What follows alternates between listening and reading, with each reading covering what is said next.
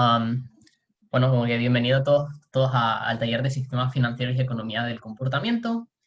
Soy David, para quienes no me conocen, y el día de hoy vamos a hablar un poco de estos temas que son bastante relevantes para debate. Em, Antes que todo, tres disclaimers, tres aclaraciones antes de empezar el taller. La primera y la más importante es que mi conocimiento de economía, de finanzas y de psicología, que son los temas de los que voy a hablar hoy, es muy empírico y es poco formal. Es decir, no tengo un título de economía, no tengo un título de finanzas y no tengo un título de psicología.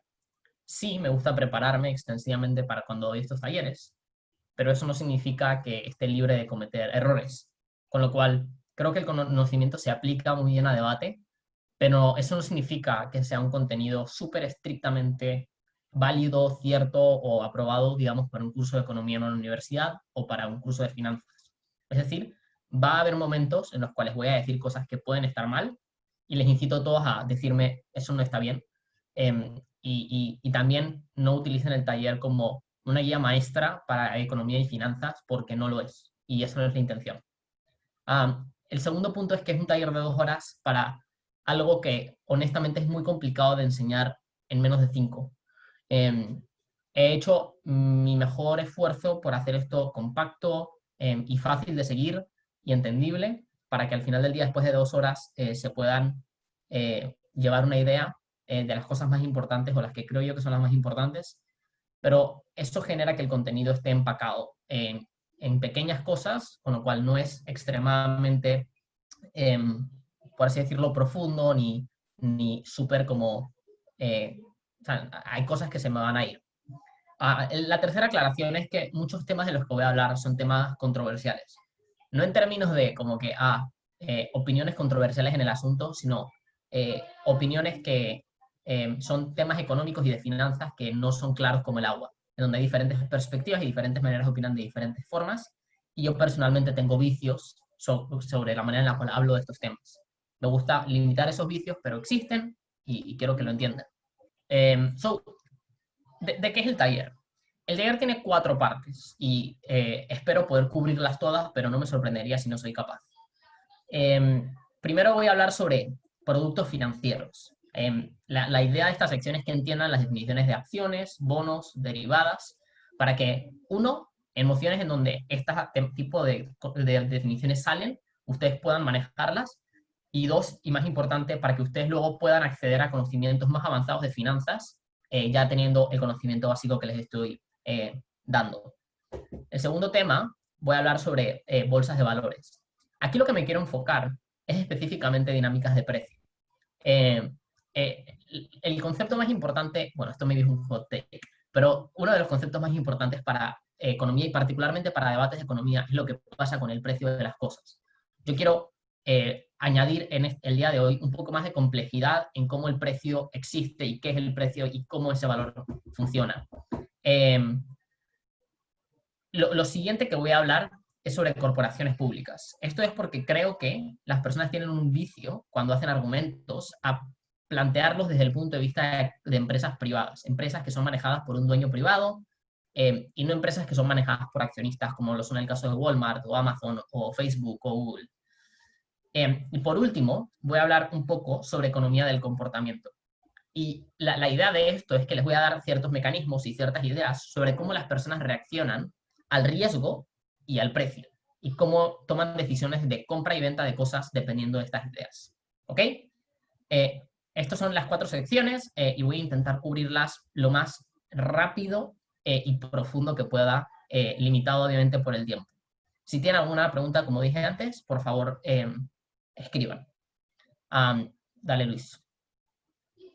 So, primero, voy a cubrir 3 tipos de valores. Voy a cubrir bonos, acciones y derivadas.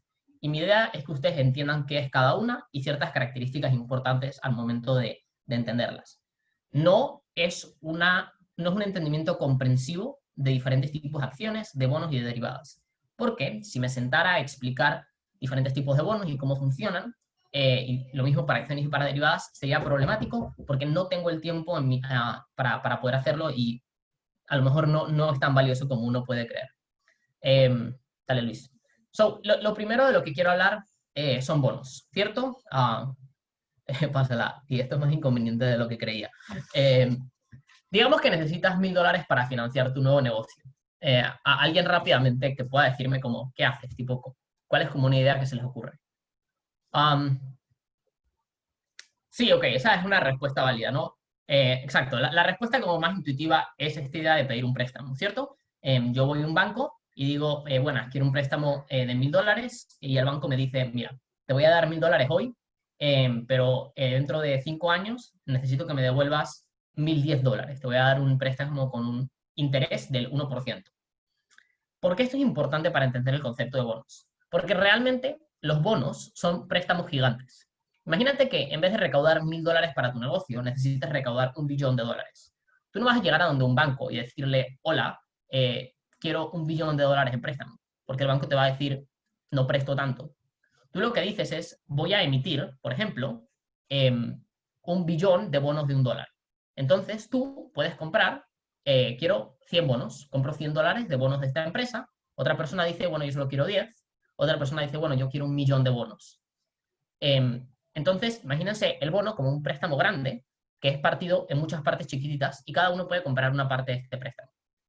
Entonces, digamos si este bono de 1 billón, este conjunto de bonos de $1 billón tiene un interés del 1%, que se paga en 2 años. Esto significa que cada persona que tenga este bono de $1, este bono chiquitito de $1, dentro de 3 años va a poder recibir 1 centavo. Si eres dueño de 100, vas a recibir $1. Si eres dueño de 1 millón, vas a recibir, creo que $10.000. No sé, no quiero hacer esa matemática rápido. Pues, pero la idea esencial es que un bono es agarrar un préstamo gigante y partirlo en pedazos muy chiquitos. Pasa, Luis. Entonces, más o menos la idea está en agarrar el préstamo y partirlo en pedazos más pequeños. Hay ciertas características importantes de los bonos. Y voy a usar la terminología técnica para que la conozcan. Echa para atrás. Ajá, voy a utilizar la terminología técnica para que la conozcan, pero no se enreden y no se dejen confundir. El primer término es lo que se llama el principal. El principal es la cantidad de dinero que prestas cuando compras el bono. Por ejemplo, yo emito un bono de $100 y alguien me da $100. El principal son esos $100. En un préstamo normal es la cantidad prestada, la cantidad de plata que yo pido prestada. Si yo voy al banco y yo pido un préstamo de $1000, la comparativa con el bono es que el principal serían esos $1000 que le estoy pidiendo al banco. El siguiente término importante es el interés. Y el interés es un porcentaje. Es qué tanto de ese préstamo total el banco yo le tengo que pagar al banco extra, o la persona que tiene el bono, yo le voy a tener o sea, se le va a pagar a esa persona. Es decir, si es un préstamo, un interés del 1% en un bono de $10, suelen ser 10 centavos. Si es un interés del 10% en un bono de $5, son 50 centavos. Ese es el interés. Y el último término, así como técnico importante, es lo que se llama fecha de madurez. Los bonos tienen una fecha de madurez. En una fecha determinada, los bancos pagan ese interés. Por ejemplo, puede ser 3 años, 4 años, 5 años, 10 años. Y dependiendo de eso, en ese momento es cuando a ti te pagan el principal más el interés. Por ejemplo, yo tengo un bono a 5 años, un interés del 1% y un monto total de $100. A mí en 5 años me van a pagar los $100 del principal más el 1% del interés, es decir, el dólar. Entonces me van a dar $101. ¿Cómo los bonos generan dinero para las personas que son dueñas del bono? El bono se puede generar dinero de 2 maneras. Primero, cobrando cuando el bono madura, el total, el principal más el interés. Es decir, yo espero a que pasen 5 años y voy a donde la empresa que le compré el bono y le digo, ok, ahora necesito que me devuelvas lo que te di más el interés. La segunda manera es, digamos que eres un inversor impaciente. Dices, ok, ya no quiero esperar para cobrar este bono, quiero venderlo. Uno puede decir y decirle, ok, te voy a vender el bono. Es decir, dame $101 y yo te doy mi bono, y tú podrás cobrar en 3 años, a lo mejor lo que te queda para cobrar el total, podrás cobrar 105. Entonces, estas son las 2 maneras principales en las cuales se puede generar dinero con un bono. Una de las características más importantes de los bonos es que son más seguros que, digamos, otro tipo de productos financieros, específicamente las acciones.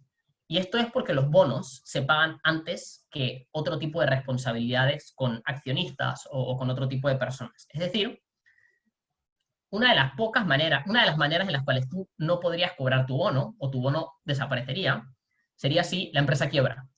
Pero digamos que por eso lo hacen más seguro, ¿no? Porque solo en casos en los cuales hay una quiebra o haya una condición económica muy dañina, tú dejas de cobrar tu bono. Entonces son más seguros en la generalidad que las acciones. Pero aquí hay un pero.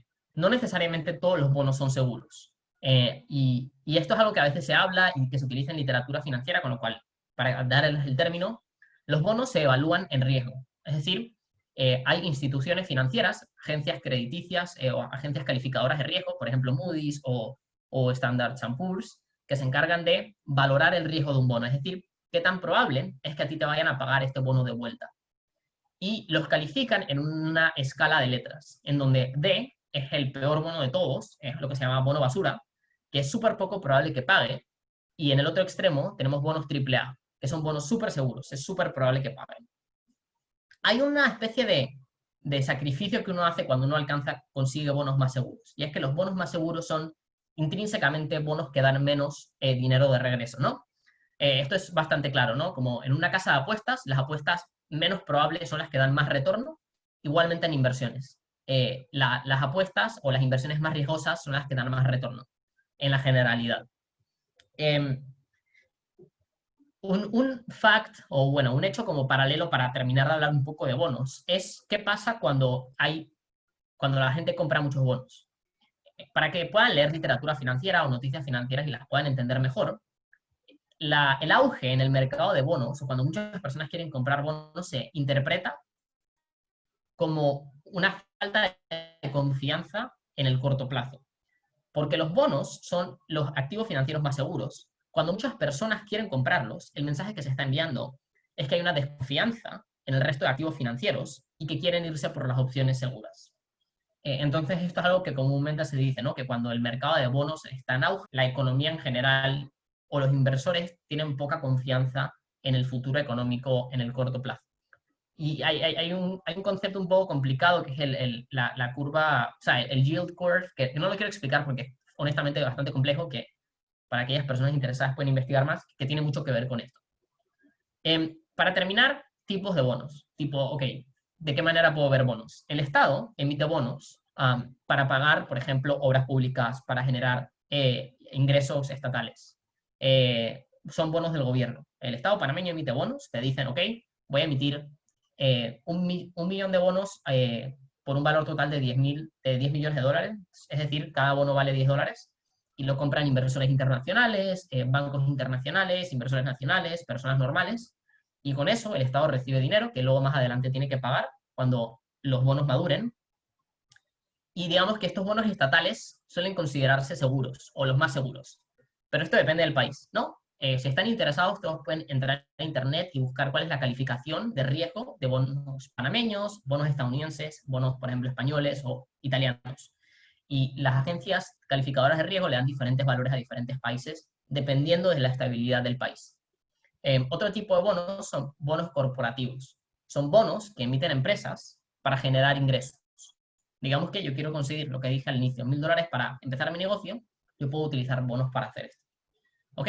¿Hay alguna duda, alguna pregunta, algo que no quedó claro sobre esto?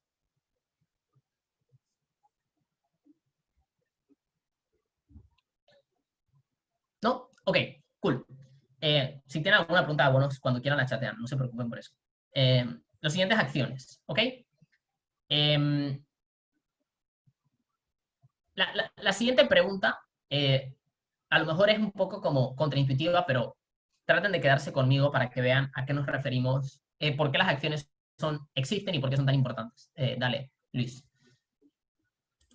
Imagínense que necesitan los $1000 de los que hablamos antes, pero no se quieren endeudar. Es decir, no quieren agarrar una deuda con un banco que luego no saben si van a poder pagar. ¿Qué hacen? ¿Cómo conseguimos ese dinero? Ahorrando, ¿sí? ¿Cierto? Digamos que es mucho dinero. Te vas a tardar mucho. Ok, como dice Salomón, eh, Ok, digamos que es la combinación de las ideas de Salomón, de inversores, y de Tommy, creo que es Tommy, de vender parte de la empresa. Digamos que yo necesito estos $1000 y tengo una empresa, vamos a decir, un puesto de limonadas, por hacer el ejemplo. Ok. Trato de generar $1000. Yo lo que voy a decir es que me voy a acercar a donde un inversor y le voy a decir, mira, te voy a vender 1000 acciones de mi negocio, cada acción vale $1, y vas a ser dueño de un tercio de la empresa. Entonces, él me da mis $1000, yo soy dueño de 2000 acciones y él es dueño de 1000 acciones. Eso significa que la cantidad de acciones que hay es el total, digamos en este caso 3000 acciones, y la cantidad de acciones que yo tengo entre la cantidad de acciones totales es el porcentaje de la empresa del cual yo soy dueño. En este caso yo, David, soy dueño del 66%, 2/3, de la empresa de limonadas. Y mi inversor, vamos a decir, Diego, es dueño del otro 1/3. ¿Por qué yo haría esto? Uno puede hacer esto porque digamos que la empresa mañana quiebra. Si la empresa quiebra y mis acciones valen cero porque la empresa no tiene valor, yo no tengo ningún problema. En términos de que perdí mi plata, sí, pero ya. Si yo hubiera pedido prestado $1000 y yo pierdo y la empresa se pone en situaciones negativas, yo voy a tener una deuda con el banco, una deuda de $1000 que voy a tener que pagar. Pero mi empresa no vale nada. Las acciones son una manera de conseguir este dinero sin el riesgo de que si tu empresa sale mal, tú eres personalmente responsable de la deuda en la cual te acabas de meter. El perjuicio para ti, el dueño de la empresa, es que ahora vas a ganar menos dinero si tu empresa crece. Es decir, si el día de mañana tu puesto de limonadas vale $6000, tú eres dueño de 2/3, es decir, te mereces $4000 y tu inversor, Diego, se merece 2000.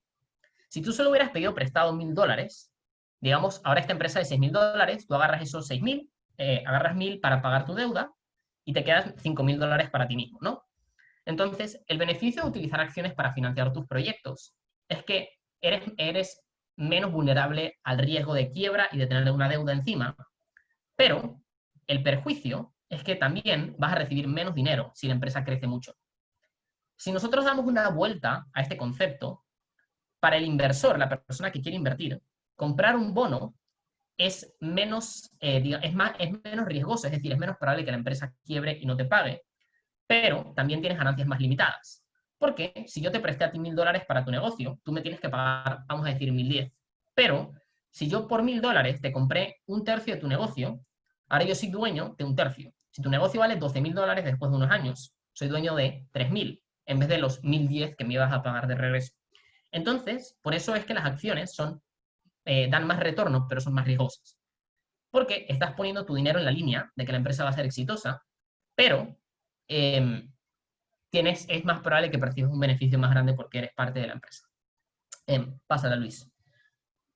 Así que podríamos asumir que si el riesgo es más alto, más return. Sí, en la generalidad, sí.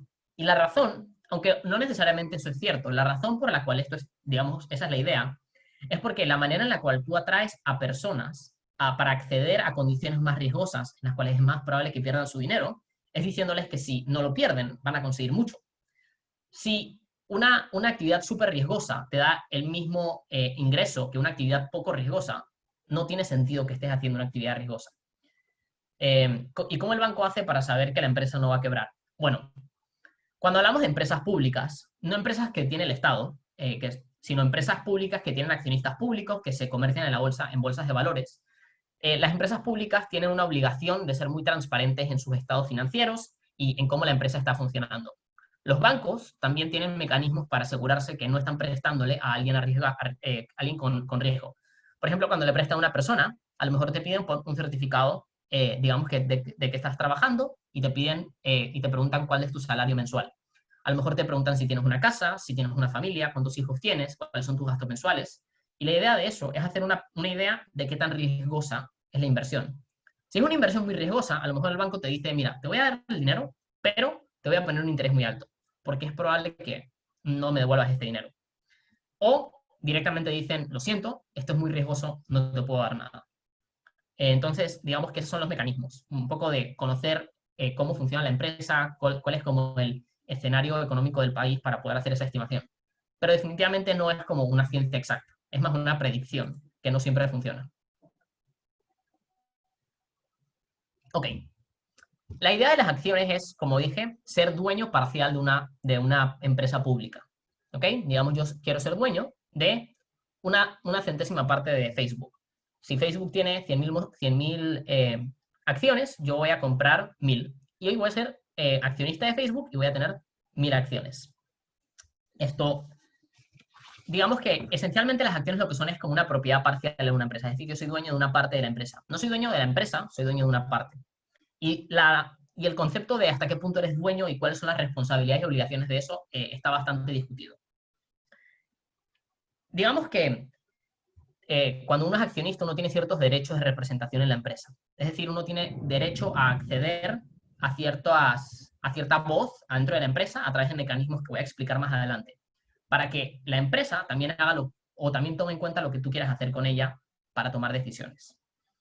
Esto, ¿cómo generan dinero las acciones? Las acciones generan dinero de 3 maneras, pero yo solo voy a hablar de 2 porque la tercera es complicada. Primero, uno puede vender acciones a un precio superior al que se compraron. Digamos, yo compré 1.000 acciones del puesto de limonadas y las compré a $1.000 y las voy a vender a $2.000. Voy a recibir $1.000 de ganancia con esa venta. Esa es una manera de hacer dinero. Una segunda manera de hacer dinero es lo que se llaman dividendos. Cuando una empresa tiene accionistas públicos, vamos a decir 100 accionistas públicos, parte de su ingreso, es decir, lo que la empresa gana en un año, lo destina a pagar esos dividendos, a pagarle a esos accionistas, digamos, por así decirlo, una especie de como bono por ser parte de la empresa, ¿no? Entonces, digamos, Facebook hace $1.000 de ganancias en un año y tiene 100 accionistas y dice, voy a destinar de estos $1.000, 9.000 para pagar dividendos y a cada accionista le voy a dar $9 por acción. Entonces, de esta manera uno recompensa a los accionistas por quedarse en la empresa.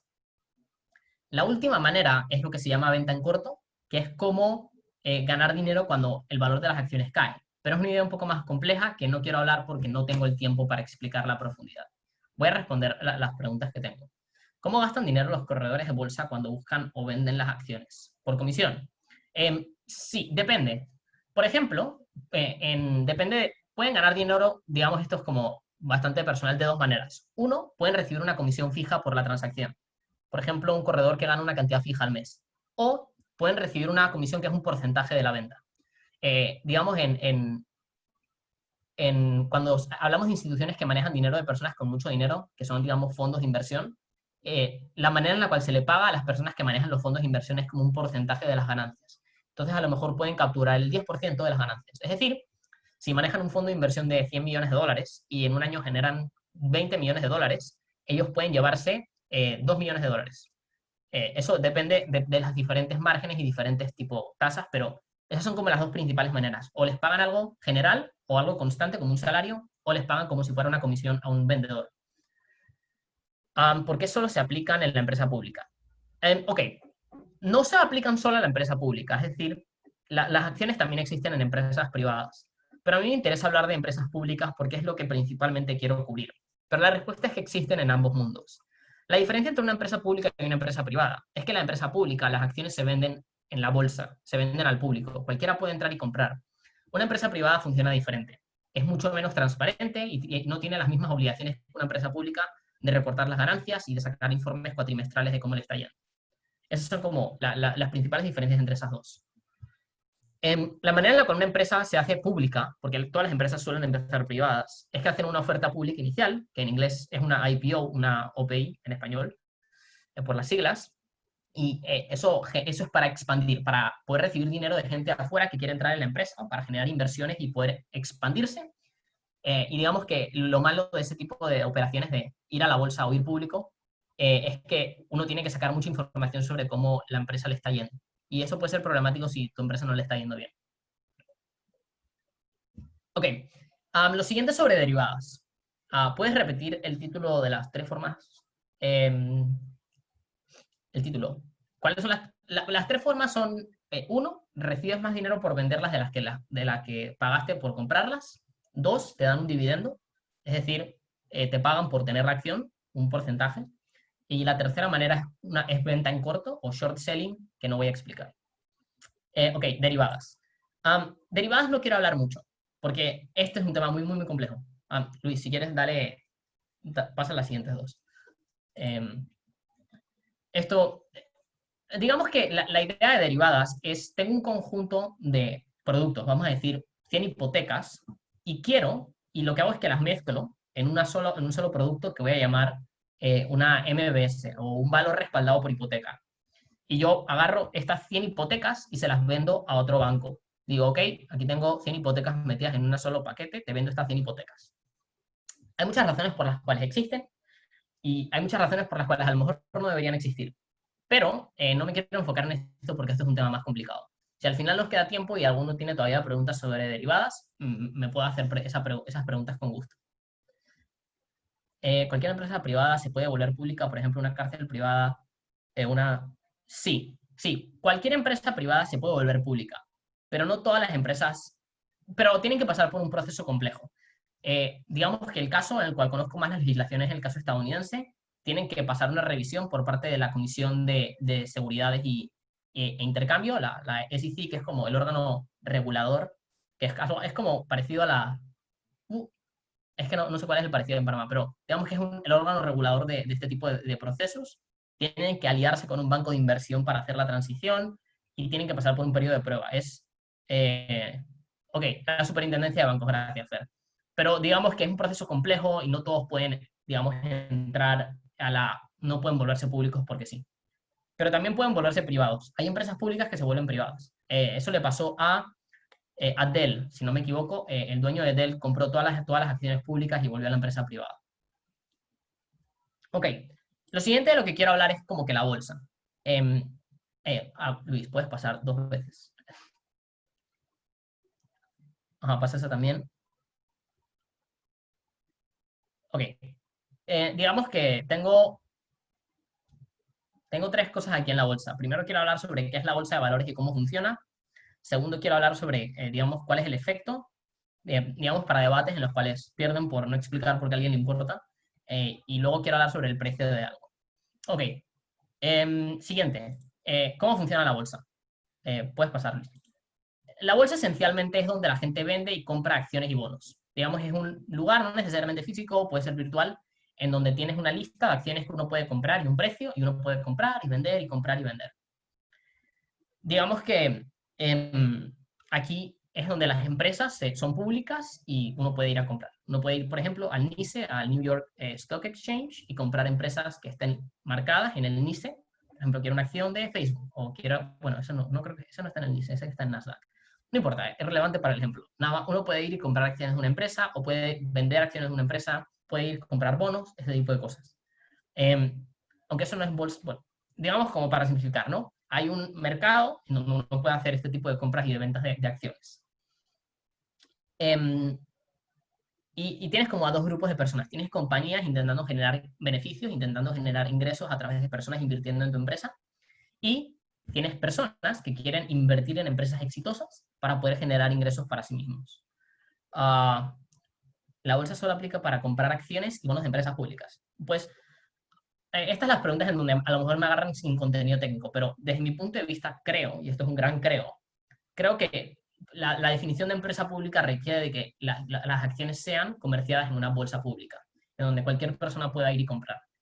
Cuando hay limitaciones en las personas que pueden comprar tus productos, en donde pueden comprar tus acciones, eso es menos de empresa pública, se parece más a una empresa privada.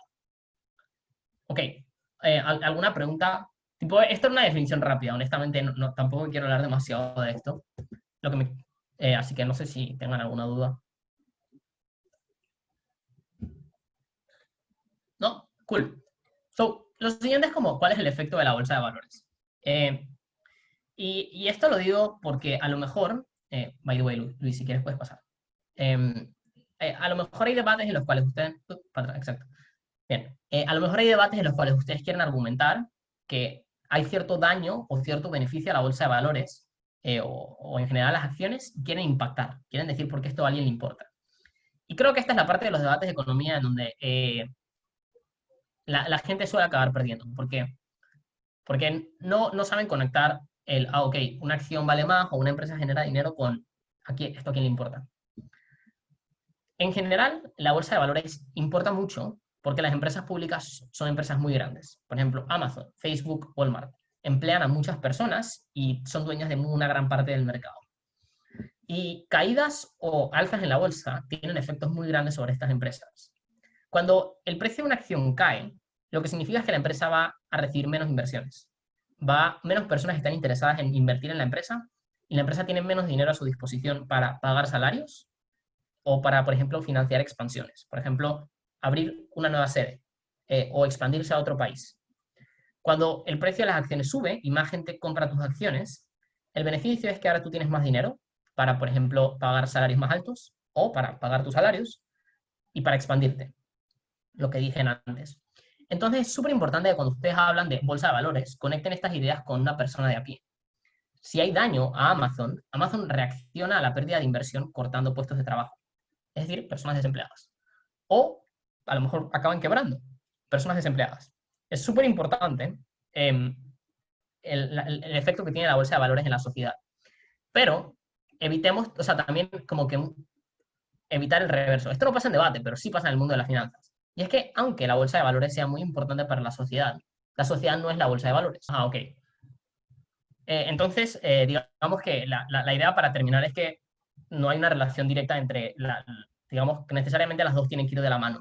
No tienen que, pero hay una relación. Hay cierta relación, pero no es una relación completa.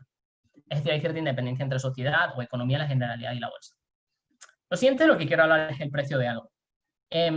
Y esto pasa mucho en debate porque, o esta problemática pasa mucho en debate porque las personas no tienen un fondo, puedes pasar, Luis, no tienen un fondo muy pesado de economía y tienen una concepción extraña de cómo se genera el valor en algo. Muchas personas a lo mejor incitadas mentira, no voy a decir incitadas por qué, pero tienen esta idea de que necesariamente el precio de algo es lo que esto vale como súper estrictamente. Es decir, como que necesariamente una computadora vale más que un lápiz, porque necesariamente lo es. Y esto no es necesariamente cierto, porque un gran problema que tienen las personas con la bolsa de valores es que el precio de las cosas no necesariamente refleja la situación actual de ellas. Y para esto quiero poner un ejemplo. Pasa, Luis. Digamos que es el año 2006 y esta empresa Amazon tiene un flujo de efectivo, es decir, la cantidad de dinero que entra menos la cantidad de dinero que sale, de 480 millones de dólares. ¿Cuánto ustedes estarían dispuestos a pagar por la empresa?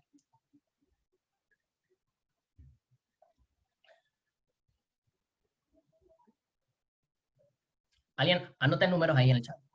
Hagan sus apuestas. Tipo, yo pagaría esto, yo no pagaría más de esto. Así, digamos, el precio máximo por el cual ustedes pagarían por esto.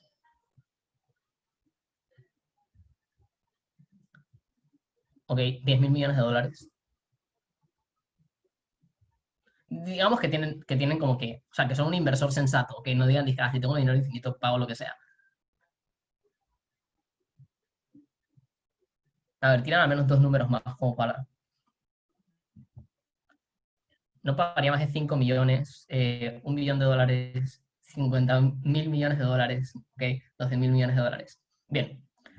La pregunta entonces es, ok, si una empresa solo está generando 480 millones de dólares en el 2006, ¿por qué pagarías más de 480 millones de dólares por empresa? Tipo, no tiene sentido. O sea, si estás pagando 481 millones de dólares, vas a perder dinero. Pero aquí está. El precio no es tan obvio como decir lo que la empresa vale hoy en día. Pasa la diapositiva, Luis. En el 2019, el flujo de efectivo de Amazon es de 25.825 millones de dólares. Esto significa que si tú eres un inversor en el 2006 y tú invertiste hasta 25.825 millones de dólares, tú hubieras ganado dinero. Esto significa que la empresa en el 2006 no necesariamente valía lo que estaba generando, sino también lo que la gente cree que va a generar en el futuro. Esto es muy importante porque cuando hablamos de acciones y las personas y el precio de las cosas, tiene mucho más que ver lo que la gente cree que vale que lo que necesariamente Amazon vale. Y esto es algo muy importante que ustedes tienen que tener en cuenta, porque particularmente en debates se hacen muchos argumentos sobre el valor de las cosas, pero muy pocas veces se hacen argumentos sobre lo que las personas creen que las cosas valen. Y esa segunda, digamos, ese segundo punto de análisis es mucho más fuerte que el primero. Porque uno puede mostrar ejemplos de cosas que no valen tanto como la gente cree que vale, pero ese es el precio que tienen y el reverso. Entonces, digamos que la moraleja de esta historia es siempre considerar que no es solo lo que las personas, no es solo lo que uno puede ganar el día de hoy, sino también el precio de las cosas tiene que ver mucho con lo que uno cree que va a ganar mañana. ¿Alguna pregunta sobre esto?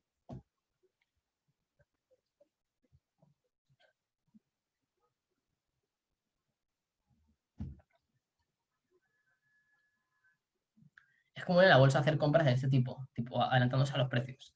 La bolsa es de eso, esencialmente, es tratar de adelantarse a un aumento de precio.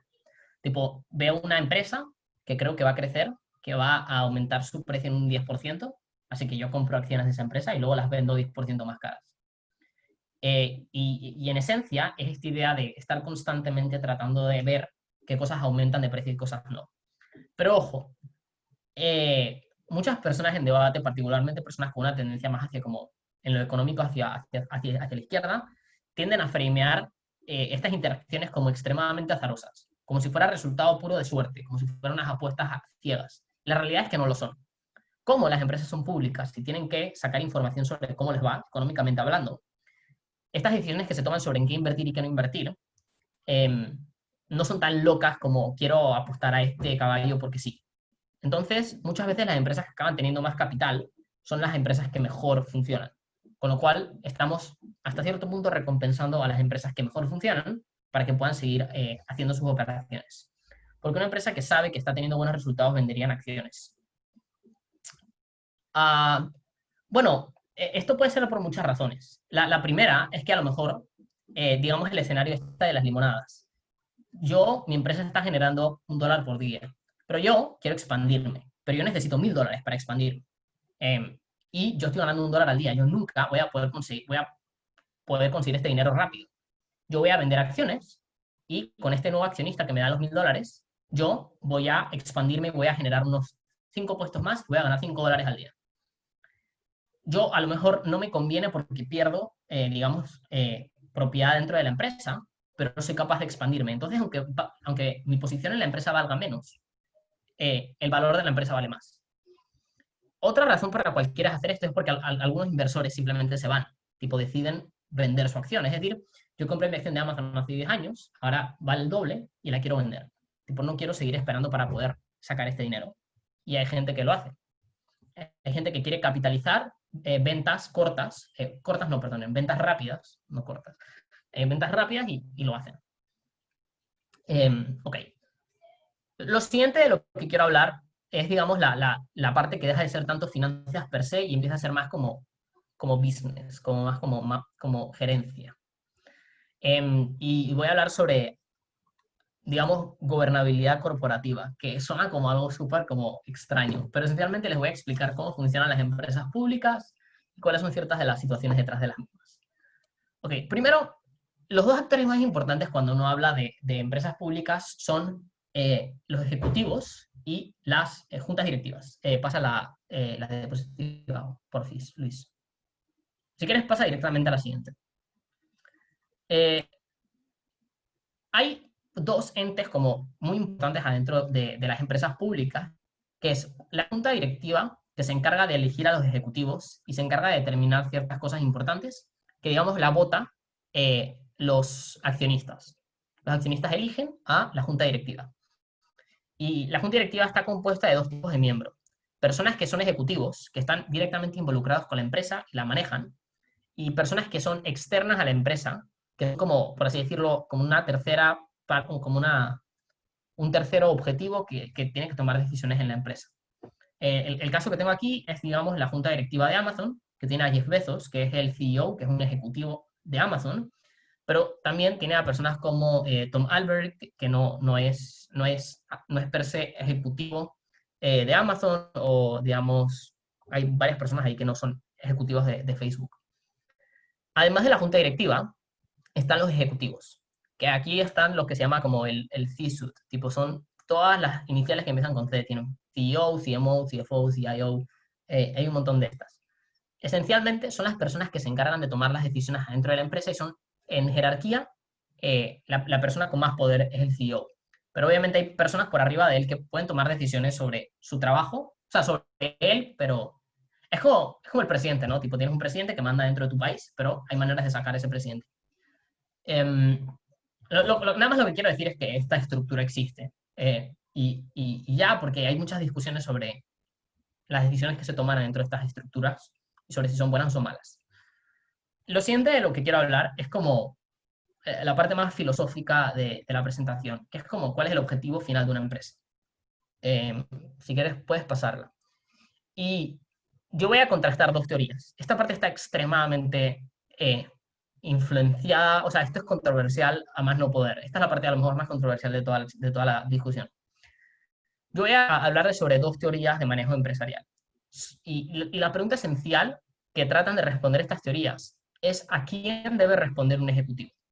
Es decir, las decisiones del ejecutivo, ¿a quién deberían estar beneficiando? Y voy a hablar sobre teoría de agencia y voy a hablar sobre conocimiento fundacional. Estas son opciones de terminología en inglés, así que es como una traducción con inglés normal. Tipo, a lo mejor hay un término en español que funciona mejor que este y en ese caso lo siento por no conocerlo. Pues. Primero, teoría de agencia. Um, Esto está basado en un artículo y, bueno, dos papers. Un paper escrito por Milton Friedman, que es un economista neoliberal muy famoso, que es el nombre del artículo se llama que la responsabilidad social de los negocios es aumentar sus ingresos. Y un paper escrito por Jensen y por Meckling, que se llama la teoría de la empresa. Esencialmente, la teoría lo que afirma es que la única responsabilidad de los ejecutivos y las juntas directivas es maximizar los ingresos para los accionistas. Es decir, los dueños de la empresa son los accionistas. Y como ellos son los dueños, lo que la empresa hace debe estar destinado para beneficiar a sus dueños exclusivamente. Y digamos, ¿por qué se le llama la teoría de la agencia? Porque dice que los ejecutivos son agentes de un principal, digamos, el accionista, ¿no? Entonces, como yo soy dueño de la empresa, yo le asigno la posición de cuidar mis intereses como dueño a un ejecutivo. Y ese ejecutivo tiene que responder a mí. ¿Cuál es la lógica de esto? La lógica de esto es que los accionistas son aquellos que corren el mayor riesgo dentro de una empresa cuando están invirtiendo en ella. Porque, por ejemplo, cuando uno invierte en una empresa, la persona que más puede perder es la persona que invirtió a lo mejor $1.000.000 en empezarla. Si la empresa quiebra, yo pierdo todo mi dinero, toda mi inversión. Eh, y como son aquellas personas que compraron la empresa y le dieron la confianza y apostaron por ella, son las que debemos responder principalmente a ellas. Eh, entonces, digamos que Friedman desarrolla esta idea que cada vez que el ejecutivo de una empresa decide utilizar el dinero en algo que no maximiza los ingresos del accionista, esencialmente está tomando una decisión no legitimada, en qué gastar este dinero, que es una especie, o sea, él trata de hacer una analogía entre eso y los impuestos y sobre cómo es ilegítimo porque no tenemos como controles aquí en este sentido. Ok, Victoria pregunta si es imposible ser accionista y CEO al mismo tiempo. No, de hecho, es común que a los ejecutivos se les pague en acciones. Se les paga un salario, pero también se les paga en acciones. Es decir, te voy a pagar con un 1% de las acciones de la empresa. Entonces, sí son accionistas porque se les pagan acciones. Aunque no necesariamente se les pagan acciones, tipo, pueden pagarle con un precio que dependa de la acción. Entonces no es accionista, pero bueno. Pero sí, digamos que no sé si, o sea, no estoy seguro porque esto es más legal que economía, no estoy seguro cuál es la reglamentación específica sobre si hay alguna prohibición de que un accionista sea ejecutivo. Pero creo que no. Pero creo, eso es un creo, no estoy seguro. Entonces, ¿cuál es el problema dentro de una empresa que se trata de resolver según las personas que creen en la teoría de la agencia? El problema está en que los ejecutivos, como son personas, van a actuar en su beneficio propio. Eh, Esto es algo como bastante económico de que las personas actúan por su propio interés y que lo que tenemos que hacer es generar mecanismos para evitar que ese interés propio de los ejecutivos vaya en contra del interés de los accionistas. Es decir, que porque los ejecutivos actúan en su interés propio, se daña a los accionistas que no están siendo representados de manera adecuada. Si la empresa quiebra, los accionistas no tienen algún seguro. No necesariamente. No necesariamente los accionistas están asegurados contra la pérdida. La respuesta rápida es que no, pero hay mecanismos en los cuales uno podría cubrirse del riesgo, pero son mecanismos un poco complejos que no quiero como que enredarlos con. Pero sí, uno podría tener un seguro, pero uno tendría que estar pagando por él. Pero la realidad es que muchas veces no. Entonces, si tu acción vale cero, perdiste tu acción entera, perdiste todo ese dinero. Entonces, el problema esencialmente es como los ejecutivos hacen lo que les da la gana y tenemos que hacer que los ejecutivos hagan lo que dicen los accionistas. ¿Cómo hacemos eso? La conclusión es que uno quiere alinear incentivos. Es decir, uno no va a como poner una pistola en la cabeza del ejecutivo para que haga lo que uno dice todo el rato. Pero lo que uno puede hacer es decir, mira, a ti ejecutivo te voy a pagar en acciones, para que esencialmente te conviertas en un pseudoaccionista. Con lo cual, tu interés propio es el mío. Tu interés propio es aumentar el valor de las acciones para ganar más dinero, y ese es justo mi interés propio. Entonces, esta es una manera que históricamente, o sea, cada día es más popular, o bueno, se popularizó, de pagar a los ejecutivos con acciones. Es decir, eres ejecutivo, eres CEO de Facebook, te voy a pagar con un salario normal, pero te voy a dar una compensación en acciones. Te voy a pagar con tantas acciones al año. Entonces, esto es como lo que quiero que se lleven de esta teoría, ¿no? Es como más o menos cómo funcionan muchas empresas hoy en día y es responder al accionista eh, y para forzar a los ejecutivos a pensar en el accionista, alineamos los intereses del ejecutivo y al accionista pagándole al ejecutivo con acciones. ¿Ok? Es una estrategia similar a lo que hacen en empresas, en comercios, pagándole a los vendedores en comisión. Tipo, tú quieres que el vendedor actúe en su propio interés para generar dinero, pero que lo haga beneficiando a ti. Entonces lo que hace es, mira, te pago, pero si vendes. No te voy a pagar por estar en mi tienda parado. Esa es una manera, digamos, de alinear incentivos del vendedor con el dueño. Así que continuaré con, digamos, la otra teoría. Y esta teoría contrasta mucho con la que acabamos de ver, y es, digamos, esto, conocimiento fundacional. Digamos que la teoría de la agencia es muy criticada, particularmente por personas más, digamos, centro-izquierda y centro, em, tanto en principios como, digamos, en consecuencias, ¿no? Y voy a dar 3 razones por las cuales no puede ser a lo mejor la mejor teoría del mundo. La primera es que esta idea de que los accionistas son dueños de la empresa no es necesariamente cierta. Y la realidad es que sí, uno es dueño de una empresa porque pone dinero para ser parte de, o tener una media, pero uno no tiene las mismas obligaciones que un dueño real. En una empresa privada, sí tienes hasta cierto punto una responsabilidad con lo que hace la empresa. Un accionista está cubierto por lo que se llama limited liability, y esencialmente, digamos, una empresa puede cometer ciertos actos negativos y el accionista no se ve afectado, tipo, no puede ser perseguido legalmente por los mismos. Entonces, en principios, esta idea de que el accionista es como el dueño de la empresa es un poco extraña. Se puede decir que el accionista es inversor de la empresa y ha invertido una parte de la misma, pero eso no necesariamente lo hace extremadamente similar al dueño porque hay otras responsabilidades que un accionista no tiene que un dueño sí. En términos de consecuencias, muchas personas apuntan a un problema digamos, de lo que se llama moral hazard o peligro moral. Cuando hablamos de moral hazard son en sistemas en los cuales se recompensa actuar de manera mala o negativa. Y esencialmente es que los accionistas no son responsabilizados por las actuaciones de la empresa como si son responsabilizados los dueños. Entonces, el problema está en que los accionistas pueden acabar tomando decisiones muy en el corto plazo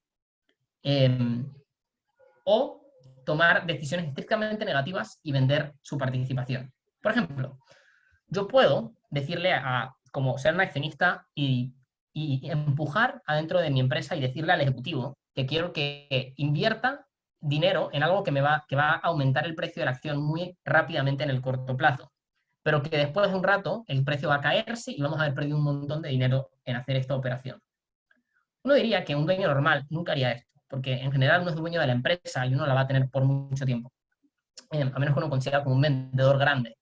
Pero cuando uno es accionista y uno es dueño del, a lo mejor, 5% de las acciones, uno dice, no, yo quiero que tú aumentes el precio ya, quiero aumentarlo mañana. Y mañana el precio aumenta mucho, yo vendo mis acciones y me voy de la empresa. Es decir, yo recibo el beneficio de esta acción en el corto plazo, pero no el perjuicio de la acción en el largo plazo. Es decir, le toca a otra persona cargar el muerto de la idea que yo dije que hicieran en la empresa. Entonces, Esto puede ser problemático, particularmente si el cortoplacismo es tan dañino como uno puede tratar de creer. Esto es muy importante y particularmente en debate. Muchas personas dicen, ah, las empresas son cortoplacistas, pero jamás dicen por qué eso es malo. Dicen, ah, en corto plazo, corto plazo, corto plazo. Pero eso no es suficiente. Uno tiene que explicar no solo por qué hay cortoplacismo, sino por qué es malo ese cortoplacismo. Ah, la tercera crítica a la teoría de la agencia es que esta idea de que la manera en la cual se alinean los intereses del ejecutivo con los accionistas a través del salario no necesariamente es cierta. Tipo, el accionista puede tener otros intereses, no solo multiplicar por 10 el valor de su acción, sino que a lo mejor quiere mantener ciertos estándares éticos. Y alinear los incentivos del dinero de esta manera hace que sí, el beneficio económico del ejecutivo beneficia económicamente al accionista, pero a lo mejor otro tipo de beneficios no son considerados, o otro tipo de consideraciones. Y eso puede ser problemático. Una respuesta más generalizada, y digamos que ataca directamente a esta concepción o este argumento de, sorry, ¿cómo explico que ok, más adelante en la siguiente diapositiva hablaré sobre por qué el corto plazo puede ser malo. Digamos que es como un cliffhanger, ahora les digo. Digamos que la respuesta es que los ejecutivos tienen como interés principal no aumentar los ingresos de los accionistas, sino aumentar la salud de la empresa. Y que los accionistas no son los únicos actores que poseen el riesgo de la empresa, sino que, por ejemplo, hay ejecutivos que tienen riesgo en la empresa. A lo mejor su carrera depende del éxito de la misma. También hay trabajadores que tienen una estabilidad económica que depende de la empresa. También puede haber consumidores que su calidad de vida depende de la supervivencia de la empresa o de cómo la calidad de los productos de la empresa impacta su vida. Y que hay un riesgo compartido que no es considerado cuando lo único que pensamos es cómo podemos aumentar el valor de una acción. Desde un punto de vista muy personal, creo que en debate es muy fácil ganar con la segunda visión del mundo. Particularmente porque hay un sesgo muy centroizquierda en debate que les va a costar argumentar que los accionistas son los únicos dueños de la empresa y son los únicos que deben tener derecho sobre los beneficios o son los que deberían ser escuchados. Pero lo que sí se puede hacer es que la primera teoría te dice que la mayoría de los accionistas realmente quieren maximizar sus ingresos y que las medidas que intentan evitar esto generan un desincentivo a invertir. Y eso se puede problematizar y esa es una respuesta cuando uno hace este tipo de argumentos. La conclusión es que las partes más de principios de la teoría de la agencia pueden ser ciertas, pero no les van a servir para debate porque la gente no se lo cree. Las partes que más sirven son las partes de consecuencias, de cuáles son las consecuencias de aplicar medidas basadas más en la segunda teoría. Ok, entonces he hablado como de cortoplacismo y específicamente quiero profundizar en el problema del cortoplacismo, que es esencialmente un problema de expectativas. Pasa la diapositiva, Luis. Ok, como les dije antes, Amazon 2006, 480 millones en flujo de efectivo, en el 2019, 2.500, 25.825 millones. Quiero que en el chat traten de predecir el flujo de caja de Amazon dentro de 13 años, es decir, la misma cantidad de tiempo entre 2006 y 2019. ¿Cuánto creen que va a ser el flujo de caja en el 2032? Ok, 50.000, ¿qué más? 47.000, 70.000, 100.000. Bien. Quiero que se acuerden de sus números cuando hablamos de economía del comportamiento para que vean cómo las personas asignan precio. Pero fíjense que lo que sucede aquí es lo siguiente. Asumamos que tú eres ejecutivo de Amazon en el 2010 y tienes la opción de explotar la empresa y hacer que se vuelva súper, digamos, rentable y vas a poder aumentar una cantidad absurda de dinero, tu flujo de caja y vas a llegar a los 25.825 en el 2019. ¿Cuál es el problema? Que si tú sabes que si tú pasas de 480 millones en el 2006 a 25.000 en el 2019, la gente va a esperar para el 2032 una cantidad al menos el doble. Van a decir, como dice Ángel, dice 50.000, 47.000, 70.000, hasta 100.000. Esto puede ser problemático. ¿Por qué? Si tú ganas demasiado dinero, la gente va a esperar que ganes todavía más en el siguiente turno. Y si tú no alcanzas esa cantidad que las personas están esperando, la gente se va a decepcionar y van a dejar de invertir en tu empresa. ¿Por qué? Acuérdense que lo que habíamos dicho era que el precio no solo dependía de cuánto vale la empresa hoy, sino del flujo de caja que nosotros esperamos en el futuro. Es decir, que las personas están esperando un flujo de caja, por ejemplo, Ángel está esperando un flujo de caja cercano a los 50.000 millones de dólares en el 2032. Con lo cual, si tú sabes que ese flujo de caja es imposible de adquirir, tú no puedes y no te conviene como ejecutivo reportar ganancias de 25.000 millones en el 2019. Porque si tú te pasas de la raya, las personas van a esperar mucho más en el siguiente ciclo fiscal. Y si tú no alcanzas esas expectativas, te van a castigar. Porque el inversor que esperaba 50.000 millones de dólares es el que te castiga a ti, a través de mecanismos como te voy a sacar de tu puesto de trabajo. Entonces, este es el problema del corto plazo, esencialmente. La esencia es que hay muchos incentivos, no para maximizar el rendimiento de la empresa, sino para acercarse a lo que las personas esperan. Esto significa que una empresa que le podría ir mucho mejor dentro de 10 años, si empieza a perder dinero hoy, no puede hacer este tipo de actividades, porque los inversores quieren capitalizar su ingreso y no quieren esperar a que tu empresa se vuelva extremadamente rentable. Entonces, hay un juego sobre perseguir en las expectativas, ¿no? Luis, pasa la diapositiva. Como dijimos, que el precio de acción no está basado en el precio real o el valor real, sino en el valor futuro de la empresa. Y entonces, este se vuelve un juego muy complejo para los ejecutivos. Tienen que alcanzar las expectativas, pero no pueden superar demasiado las expectativas, porque si no, la siguiente vez que vuelvan a aplicar expectativas va a ser imposible alcanzarlas. La primera gráfica es en los ingresos de Microsoft. No sé, no veo bien el periodo porque tengo esto como achicado, pero es en una cantidad de años determinada. Si se dan cuenta, o sea, Microsoft creo que ha triplicado la cantidad de ingresos desde el primer año hasta el último año. Pero si se fijan en la segunda gráfica, que es el precio de acción de Microsoft, el precio de acción no ha aumentado tanto. Esto significa que la empresa ha crecido muchísimo, pero el valor de acción de Microsoft no lo ha hecho tanto, no ha aumentado tantísimo. Y otro hecho interesante es que en términos de finanzas, la prensa financiera y diferentes personas se encargan de predecir el valor de las acciones. Microsoft ha atinado el valor de la acción de las primeras 20 y pico veces que estuvo en el mercado. Solo una vez falló el precio esperado. Y muchas personas apuntan este hecho como un indicio de que las empresas no están maximizando sus ingresos, ni están siendo súper exitosas, sino que están intentando responder exclusivamente a los inversores. Por eso le pegan a todas las expectativas. Están detrás de las expectativas justo para perseguir lo que los inversores quieren. Y en el proceso están dejando inversiones que podrían aumentar el valor de la empresa muy rápido, generando expectativas imposibles para el siguiente ciclo. Este es esencialmente en la esencia el problema del cortoplacismo. El problema está en que a los ejecutivos nunca se les paga por el desempeño de la empresa en la primera gráfica. Nunca se les paga de esa manera, se les paga por el desempeño en la segunda. Entonces ellos tienen un incentivo muy fuerte de responder a las expectativas del mercado, no de responder al valor real de la empresa.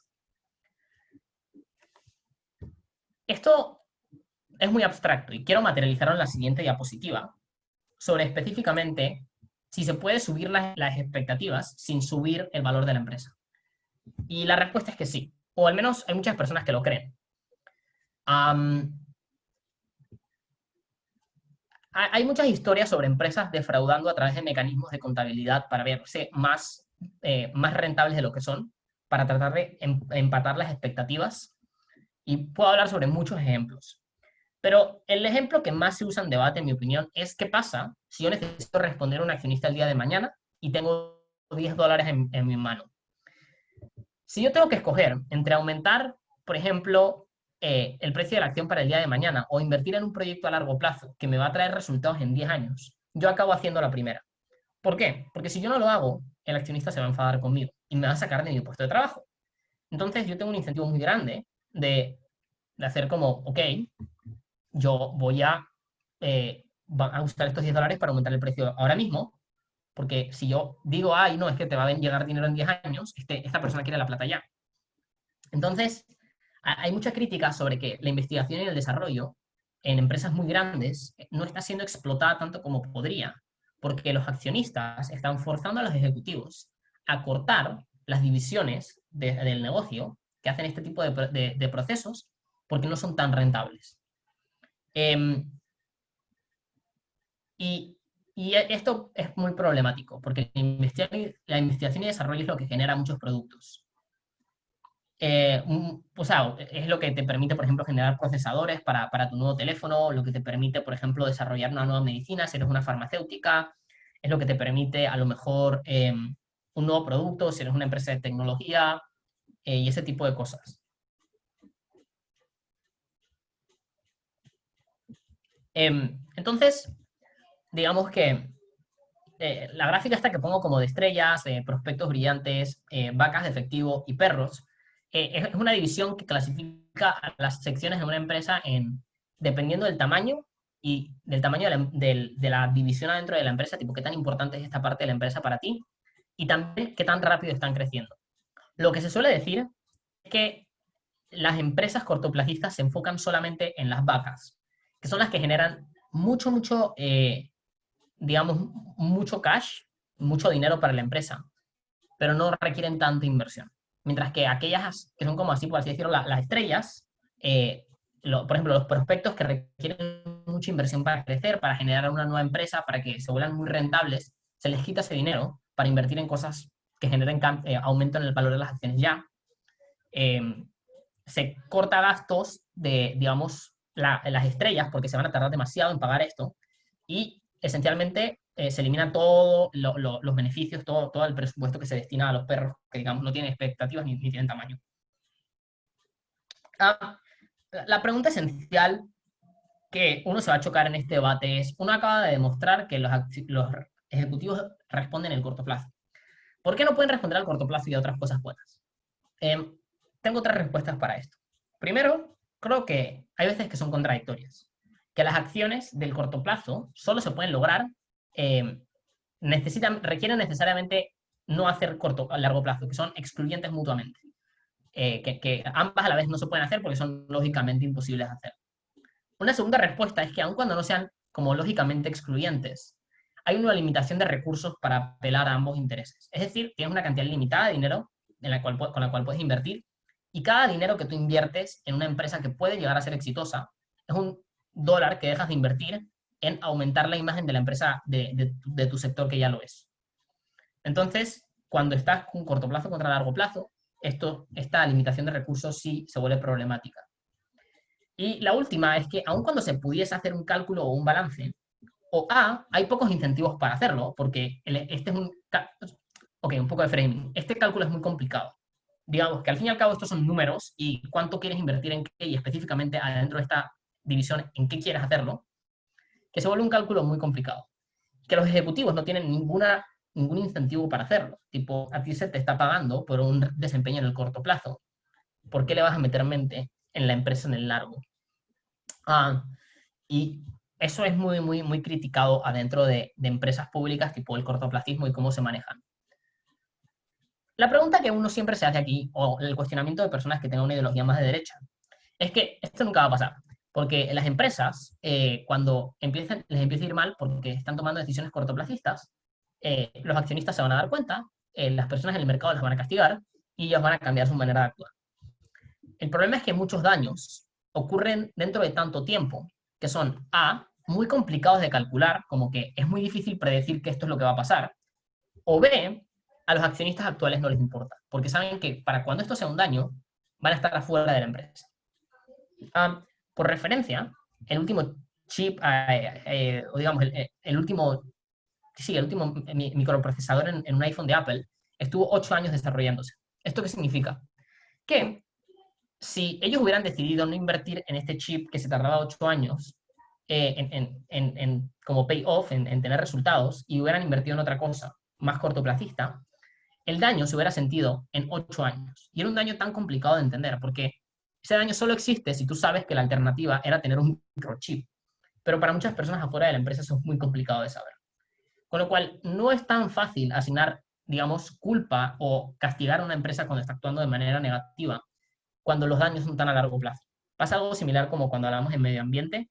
Los daños son dentro de tanto tiempo que muchas veces es muy complicado convencer a las personas de que el daño actual existe o qué va a suceder.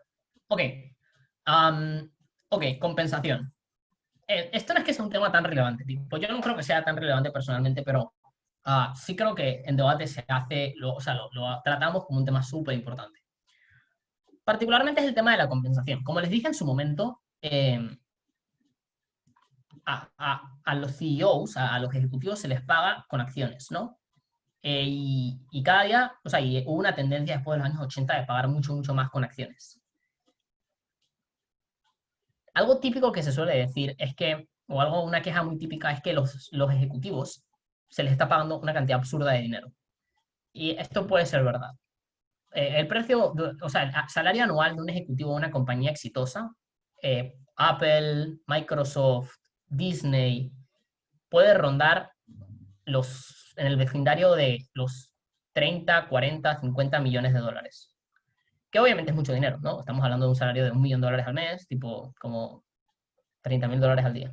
Eh, y mucha gente se queja de esto y la gráfica es el ratio de la paga de el CEO de la empresa contra el promedio del salario.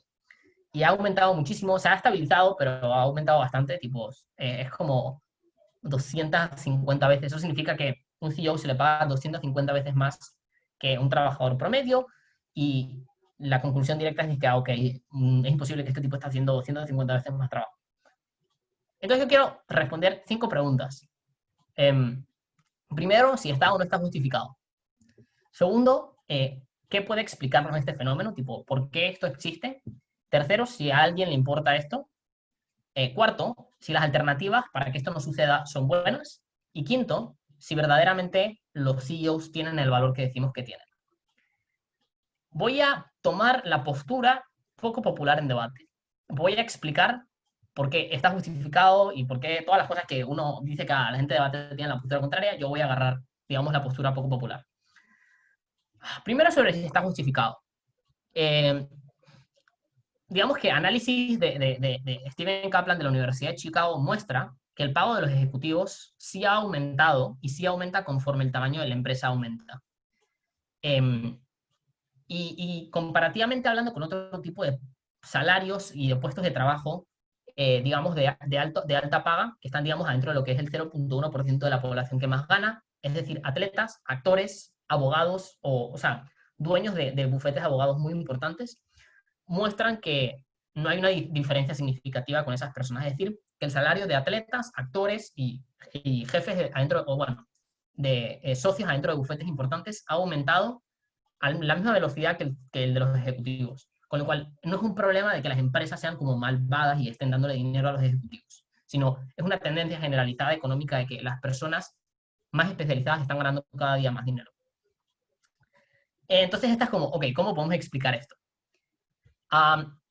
Kaplan atribuye, digamos, el aumento y que a un aumento de tecnología que permite acceder a mucho más mercado. Es decir, hoy en día, empresas como Apple, como Dell, como Disney, tienen mucho más acceso a mercado que antes. Es decir, el tamaño de Disney ahora no es una empresa estadounidense que pone películas para estadounidenses, sino una empresa global, que con la tecnología y la globalización le ha permitido expandirse a muchos lugares y generar mucho más dinero. Eso hace que el jefe de la empresa, pues, no haga más trabajo, pero sí trabaje para algo más grande. Y la lógica está en que, al igualmente como los atletas, ahora el deporte se ve en muchas áreas del mundo. Por ejemplo, jugadores de Liga Española son vistos en Asia, en América Latina, cuando antes no, la globalización no lo permitía, o actores de cine, cuando ahora se puede explotar mucho el mercado chino, ahora tienen un mayor poder para exigir más dinero a los estudios de cine. Y entonces que este aumento de salario es simplemente un aumento de la globalización que beneficia desproporcionalmente a personas como ejecutivos versus personas que trabajan un trabajo simple. Es decir, una persona que trabaja un trabajo de pie, tipo un trabajo normal, no se beneficia tanto como un ejecutivo cuando la empresa se vuelve gigante.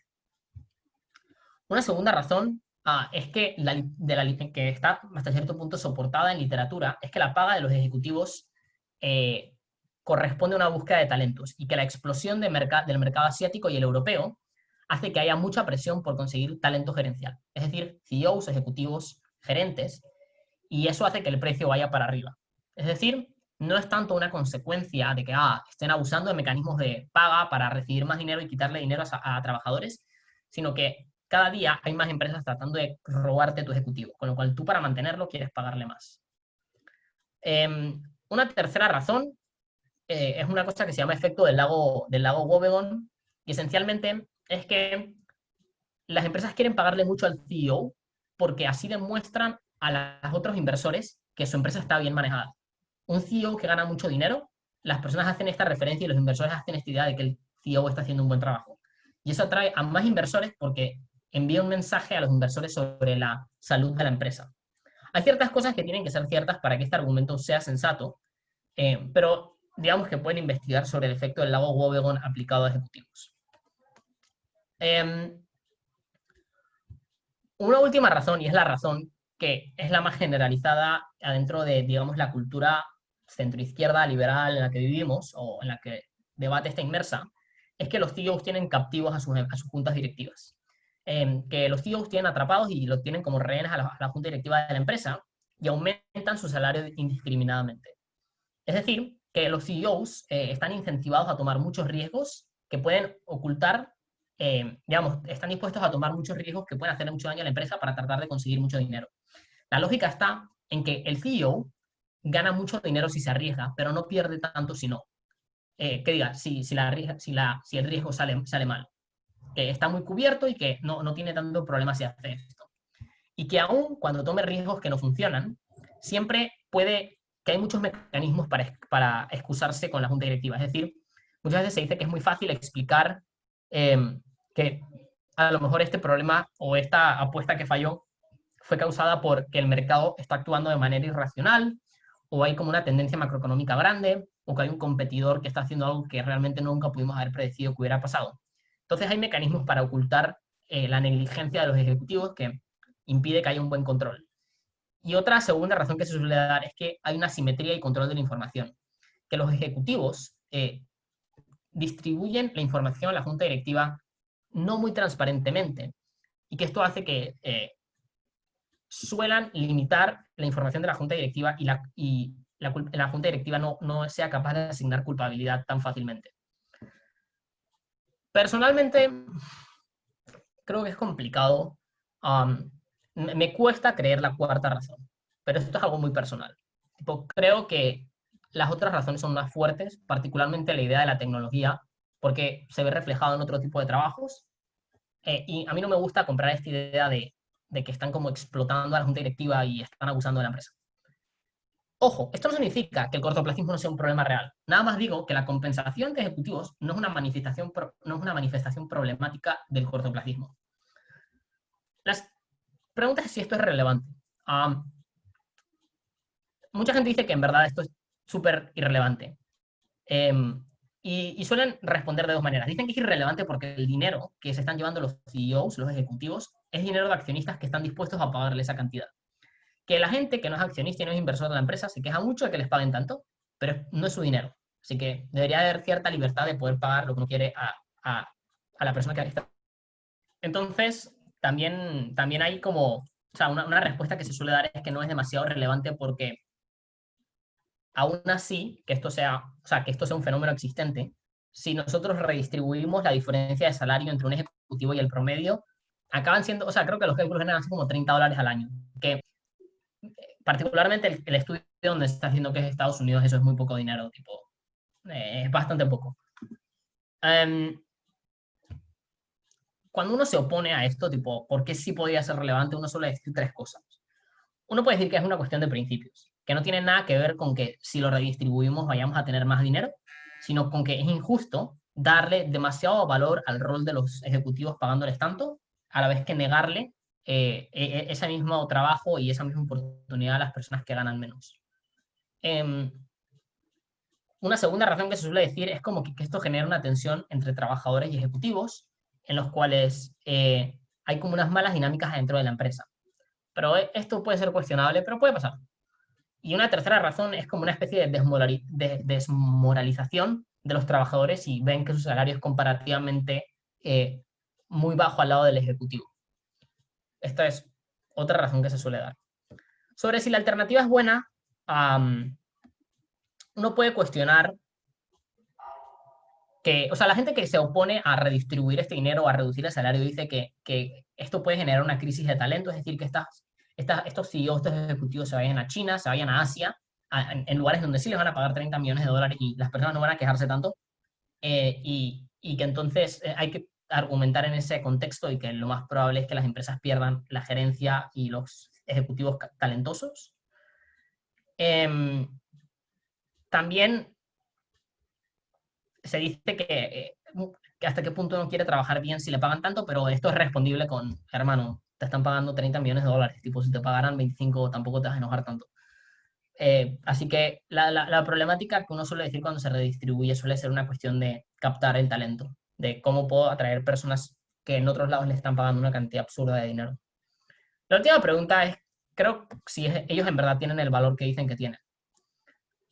Muchas personas dicen que sí, que el CEO, los ejecutivos son la cabeza de la empresa y que toman decisiones que impactan muy fuerte el valor de la empresa. Y otros dicen que no, que el aporte de los ejecutivos al bienestar de la empresa no es tan fácil de analizar y que no se pueden sacar ese tipo de conclusiones así como, ah, wow, sí, es como 250 veces el de una persona normal. Algo que se suele decir mucho es que los CEOs y los ejecutivos son recompensados independientemente de cómo actúan o de los castigos. Y la realidad es que la evidencia a veces apunta en la dirección contraria. Dicen que actually, hoy en día los CEOs, los ejecutivos duran menos en sus puestos de trabajo, es mucho más probable que sean removidos de sus puestos de trabajo, con lo cual sí hay ciertas personas que argumentan que en realidad cada día a los ejecutivos se les está valorando mucho más el desempeño. Esto es como en términos de compensación, que lo gasté mucho tiempo aquí porque es un tema como muy importante en cultura popular y en debate en general. Lo siguiente de lo que quiero hablar es sobre la última parte. Tipo, no quiero hablar sobre por qué hay cortoplacismo, porque son muchas cosas a la vez, pero esencialmente es esta idea de que hay prensa financiera, hay personas, hay analistas financieros que dicen que pactan o se dice que pactan con las empresas para ponerse de acuerdo en cuál es el precio de la acción, digamos esta idea de la que hablé antes, pero no quiero desarrollar esto porque no creo que sea muy útil. De lo último de lo que quiero hablar es de dividendos y programas de recompra, porque este es otro tema bastante popular en debate. Luis, si puedes pasar 2 diapositivas. La siguiente. Ok. So, ¿cómo se gana dinero con las acciones? Los dividendos, como les dije, son pagos que los accionistas reciben cuando, digamos, la empresa, cuando o sea, la empresa recibe ingresos y de esos ingresos la empresa dice, bueno, voy a destinar X% a pagar dividendos, así que cada persona con una acción le voy a pagar una cantidad determinada de dinero. Esto hace que las personas quieran invertir en la empresa. Si tú pagas dividendos, pues es una razón más para invertir, porque tú vas a poder invertir en esta empresa y te van a pagar esos dividendos a cada rato. El incentivo de los dividendos es que uno gana dinero manteniendo el dinero de uno en la empresa. Es decir, si uno está saliendo y entrando, saliendo y entrando, no te van a pagar dividendos, te tienes que quedar un rato. Los programas de recompra son parecidos, pero un poco diferentes. Los programas de recompra, la empresa compra acciones del mercado, digamos acciones propias, y las destruye, reduciendo la cantidad de acciones disponibles y eso aumenta el precio de la acción individual. La idea es que al haber menos acciones en el mercado, el precio de las acciones aumenta y entonces los accionistas ahora tienen acciones que valen más. El problema o la conclusión de esto es que uno gana dinero vendiendo acciones. Si puedes pasar la diapositiva. Ok, esencialmente digamos que estas son dos pizzas, ¿ok? Ambas pizzas valen, vamos a poner un número, déjame contar la cantidad de cosas para no decir un número que no convenga. Creo que es 9,6.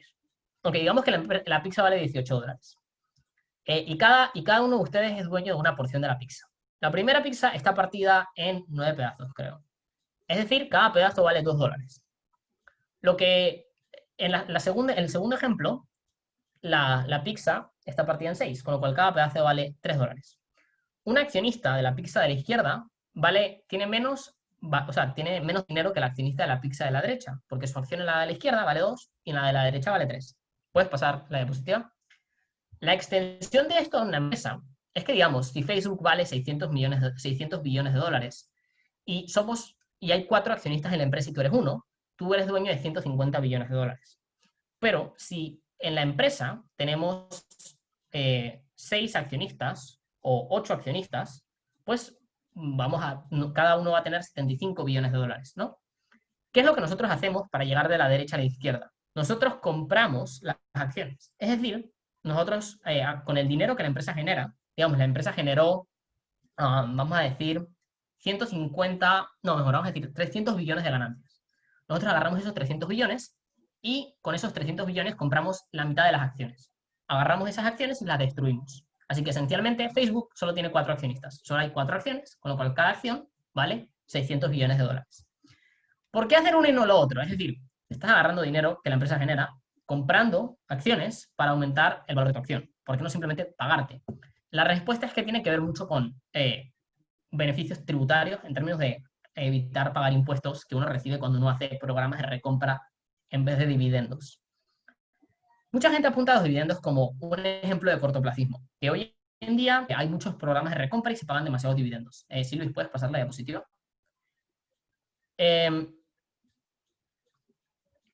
La gráfica de la esquina en la parte de abajo es un poco como complicada, así como que de leer rápidamente, pero la idea es la siguiente. Tenemos en esa gráfica, creo que es para un promedio de empresas, cuánto beneficio está sacando la empresa y cuánto salarios está pagando. Y la línea esta morada es qué tanto la empresa está ganando comparativamente contra cuánto está pagando. Lo que la gente apunta es que las empresas hoy en día están ganando mucho más dinero que antes. Están generando mucho más dinero, pero que los salarios no están acompañando ese crecimiento. Que las personas, los salarios están estancados y no están ganando más cuando las empresas generan más dinero. Mucha gente lo que dice es que esto es porque esa diferencial de dinero, digamos, lo que la empresa hace versus menos la cantidad de salarios, se está utilizando en pagar dividendos y pagar programas de recompra. La gráfica de arriba es la cantidad de dinero que se ha gastado en hacer programas de recompra. Creo que es dinero, ¿no? Pero sí, en billones de dólares. Si se pueden dar cuenta, en el 2019, en el cuarto periodo, en el cuarto cuatrimestre, se gastaron 750 billones de dólares en comprar acciones. Eso es 750 billones de dólares que están fluyendo de ingresos de la empresa a inversionistas. Mucha gente se queja de esto y dice que esto hace que las empresas no gasten dinero en sus trabajadores, en aumentar sus salarios, pero, y también puede ser incluso más problemático, están dejando de gastar dinero en aumentar el tamaño de su empresa y en financiar expansiones que pueden ser beneficiosas a largo plazo. Están eliminando dinero de expandirse y están eliminando dinero de investigación y desarrollo. Hay maneras de justificar esto. Y no quiero meterme en esto porque ya llevo mucho tiempo, pero esencialmente hay personas que explican por qué los programas de recompra y los dividendos son necesarios para atraer a estos inversionistas. Y hay personas que dicen que lo más probable es que los accionistas igualmente se sientan atraídos y que lo único que está pasando es que estamos lastimando al trabajador y al comprador en el largo plazo para tratar de enviarle dinero de la empresa a los accionistas. Felicidades a todos por sobrevivir hasta este punto de la presentación. Creo que lo que queda ya no es tan técnico. Tipo, hasta ahora esto sí ha sido a lo mejor cosas que muchos de ustedes como que jamás habían visto. Y de nuevo les incito a tomarse esto con calma. Uno nunca lo entiende a la primera. Lo más importante es tener las ideas básicas claras. Las otras ideas más complicadas se entienden leyendo, investigando un poco más por su propia cuenta. Digamos que lo que yo quería traerles era una idea general de cómo funcionan las empresas, cuáles son ciertos problemas de las empresas públicas y ciertas ideas de productos financieros. La última parte del taller, estos últimos 20-25 minutos, voy a hablar sobre economía del comportamiento. Ok, Luis, puedes pasar. Me hubiera gustado haber hecho un taller completo de economía del comportamiento, pero la realidad es que no domino demasiado el tema como para sentirme cómodo hablando mucho tiempo de esto. Pero quiero hablar de 6 mecanismos que uno puede utilizar para explicar este tipo de comportamiento de las personas comprando.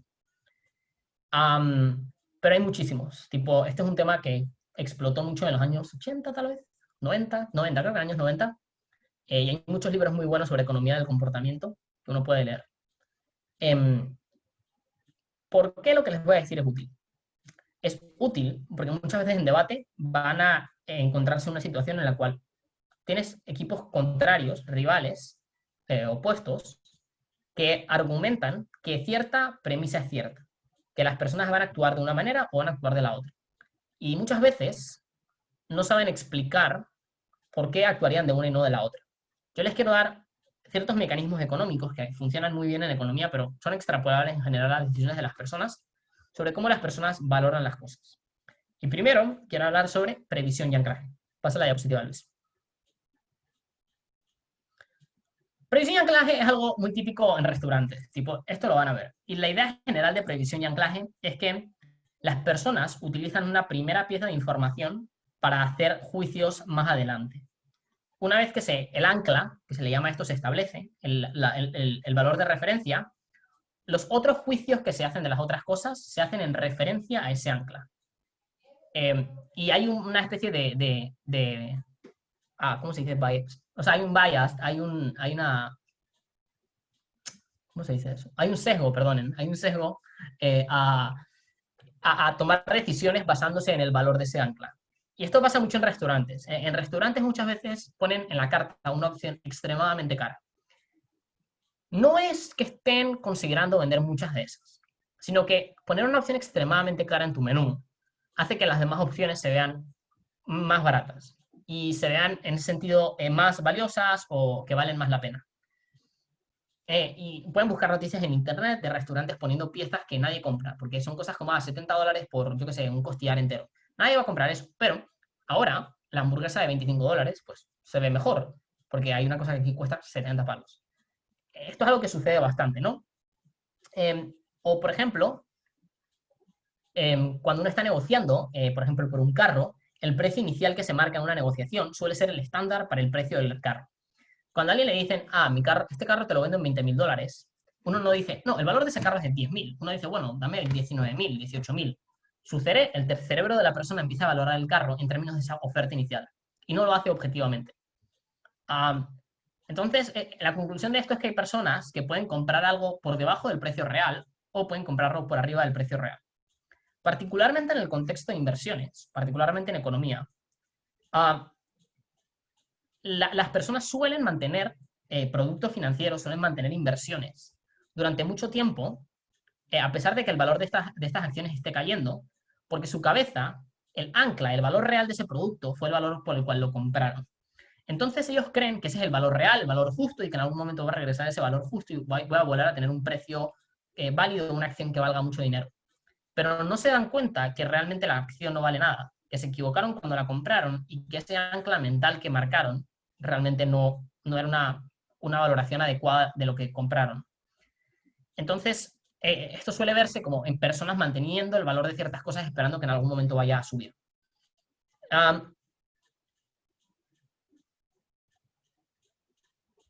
Lo que les quiero dar es que, o decir es que las personas no hacen valoraciones objetivas sobre las cosas. Que muchas veces esas valoraciones objetivas o valoraciones suelen ser muy comparativas con otro tipo de cosas, que se ven muy afectadas por qué fue lo primero que vieron o cuál creen ellos que es la referencia. Por ejemplo, en el contexto panameño,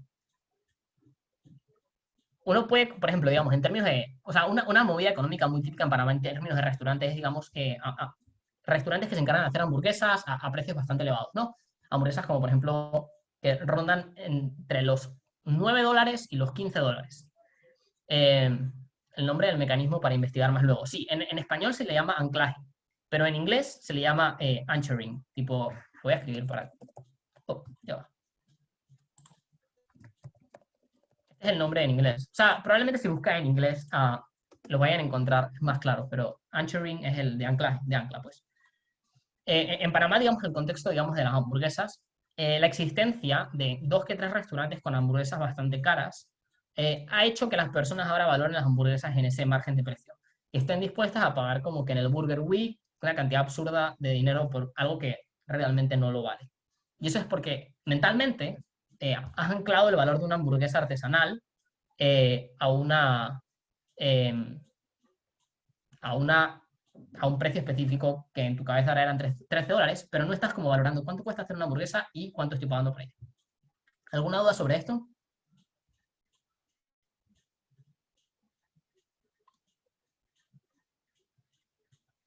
¿No? Ok. So, puedes pasar la teoría de prospectos. Esto puede salirme muy mal porque cuando digo que voy a hablar de sesgos, la gente, como sabe que voy a hablar de sesgos, decide activamente ignorar los sesgos y ir como completamente en contra, a pesar de que nunca lo haría en la vida real. Pero bueno, vamos a ver si funciona. Pasa la diapositiva, Luis. Les voy a dar dos opciones a ustedes. Pasa la diapositiva. Les voy a dar dos opciones a ustedes. La opción 1 es ganar $1000 con una probabilidad del 90%. La opción 2 es ganar $900 con una probabilidad del 100%. Quiero que en el chat escriban uno o dos dependiendo de la opción que ustedes como que elegirían. Ok.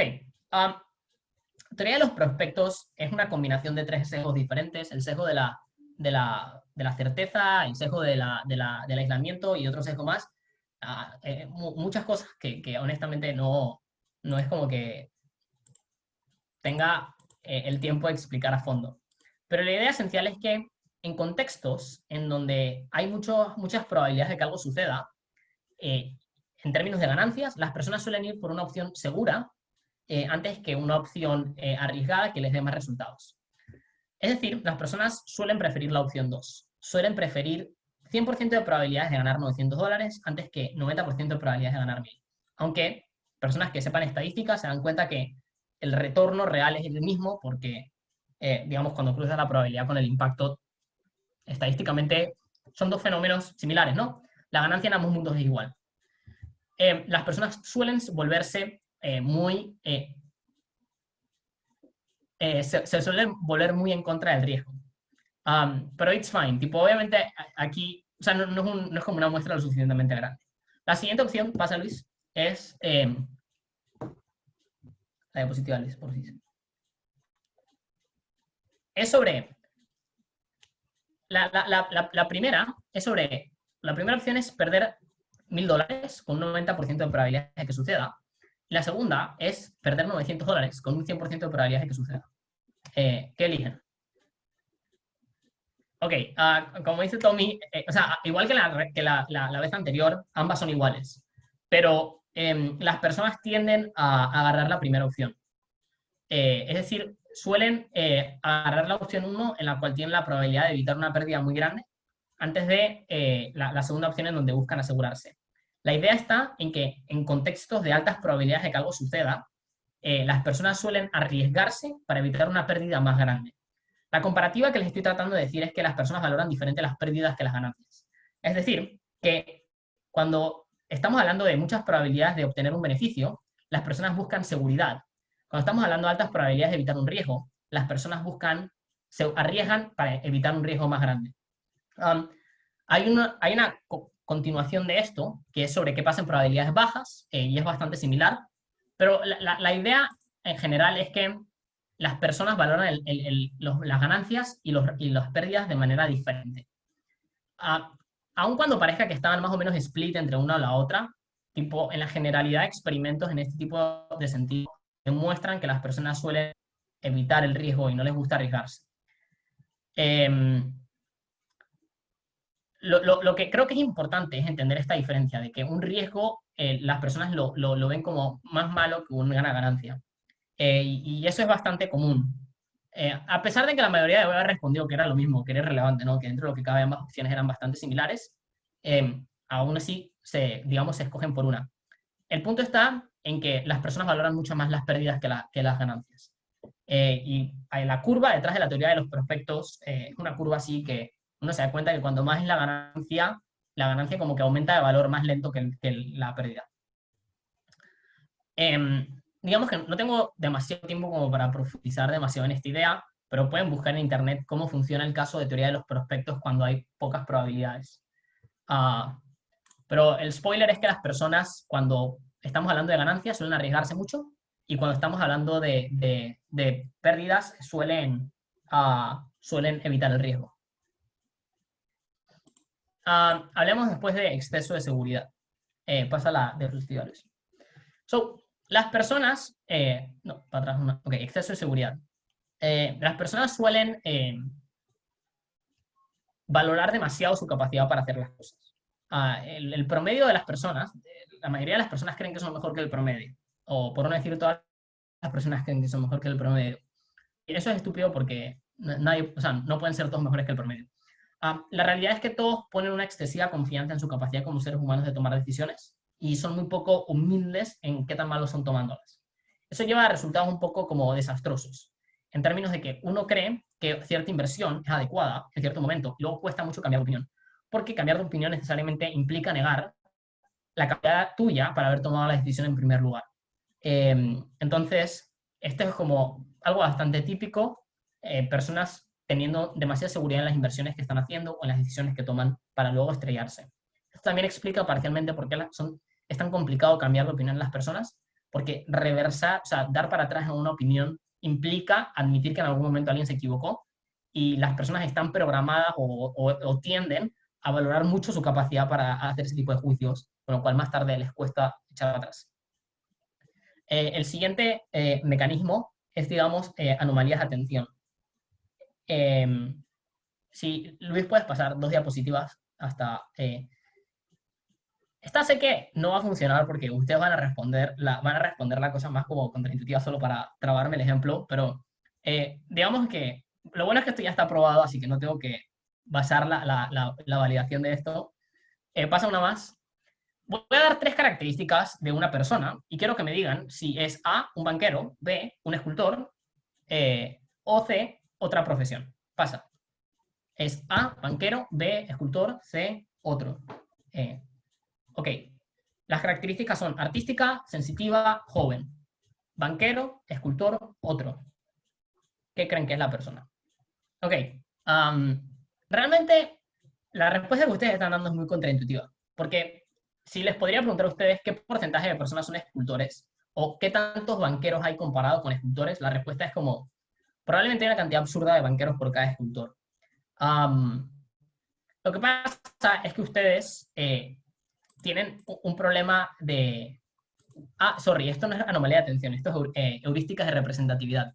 Ustedes tienen ciertas características que le asignan a un escultor, por ejemplo, artístico, sensitivo, una persona joven, a lo mejor mujer, ese tipo de cosas, que las asignan a la característica de ser escultor. Entonces, aunque la decisión más coherente es decir, bueno, es un banquero, porque hay más banqueros que escultores, con lo cual estadísticamente es más probable que sea un banquero, ustedes deciden la opción, la peor opción, ¿no? Porque es más probable que sea otra profesión a una de estas dos, ¿no? Y la mayoría de las personas escogen de esta manera, ¿no? Acaban diciendo que esta persona es una escultora, es una escultora, es un escultor, cuando es una decisión un poco como, con poco sentido, porque es súper poco probable que una persona sea escultor.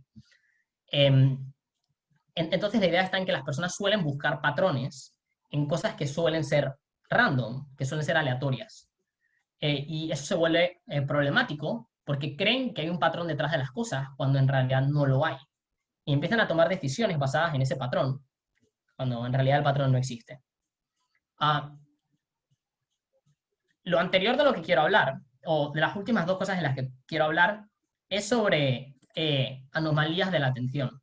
Y anomalías de atención, nada más lo que les quiero decir es que las personas son más tontas de lo que creemos y no tienen la capacidad de prestar atención a tantas cosas como creen.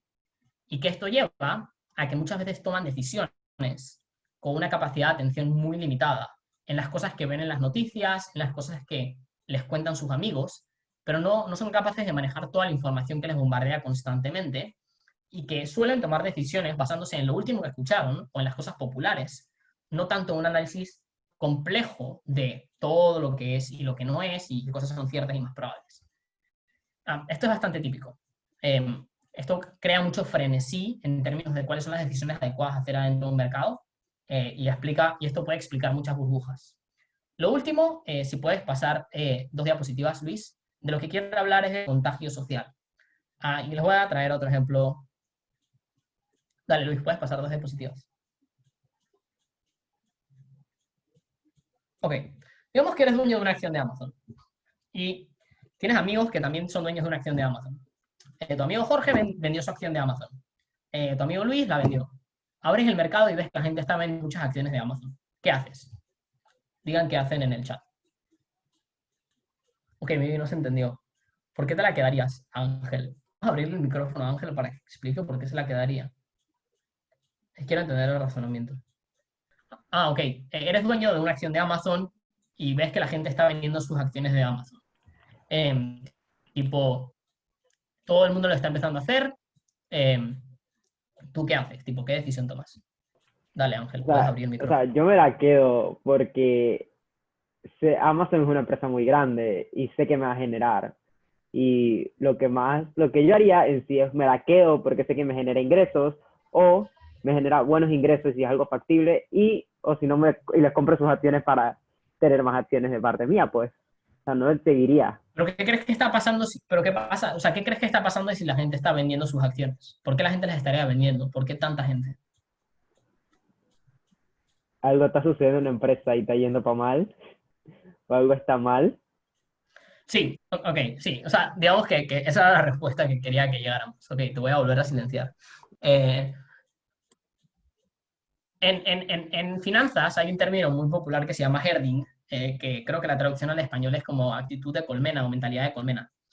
Y esencialmente la gente en finanzas y en economía toma decisiones muchas veces no valorando la decisión o los factores correctos para tomar la decisión, sino viendo cómo las personas actúan.